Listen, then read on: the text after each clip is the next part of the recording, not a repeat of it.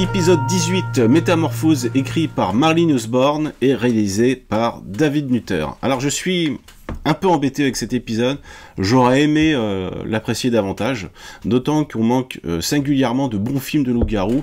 Je trouve que c'est jamais parfait comme film, ils sont souvent un peu malades. Notez bien que ça fait très longtemps que j'ai pas maté Hurlement de Joe Dante, je devrais le faire d'ailleurs. Il y a un mix intelligent entre la lycanthropie, qui est le terme pour parler de la croyance qu'un homme peut se transformer en loup, et le chamanisme amérindien.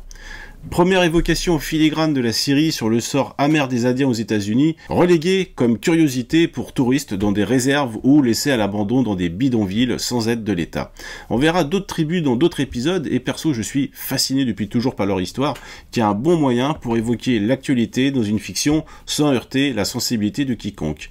Quand Robert Aldrich faisait Fureur Apache, il s'était servi du western pour faire un film sur le Vietnam, en pleine période du conflit. Les Apaches et leur acte qui s'apparente à du terrorisme, avec une mise en scène des cadavres qu'ils laissent derrière eux, pour choquer et effrayer, était évidemment une façon détournée de parler des colonisés et leur moyen en fait de tenter de repousser l'envahisseur et surtout sabrer leur morale. Les Amérindiens sont désormais parqués dans des villes réserves à ciel ouvert. Bref, pour évoquer un sujet très sensible sans heurter qui que ce soit, tournez-vous vers le western. Alors si je digresse sur le sort des Amérindiens, c'est aussi parce qu'ils s'accordent très bien avec la lycanthropie. Le loup est très important dans leur culture, pourtant je n'ai pas souvenance d'autres films ou épisodes de séries qui mélangeaient les deux.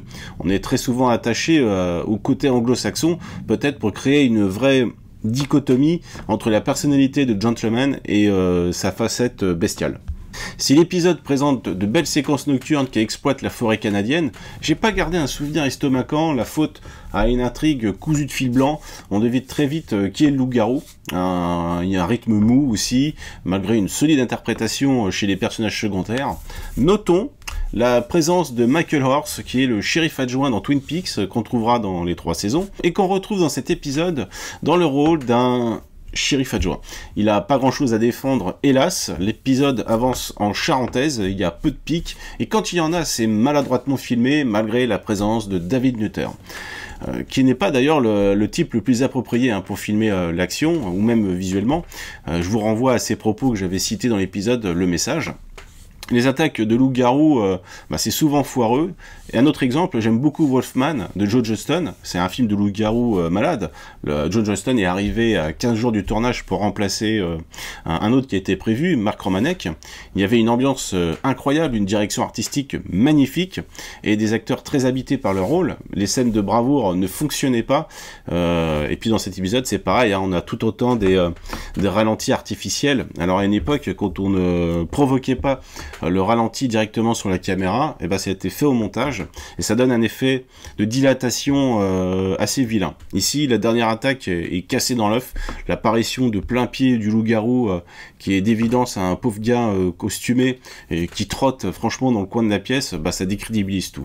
C'est dommage, il y avait des idées très intéressantes visuellement, comme la peau qui craquelle pour révéler une patte poilue.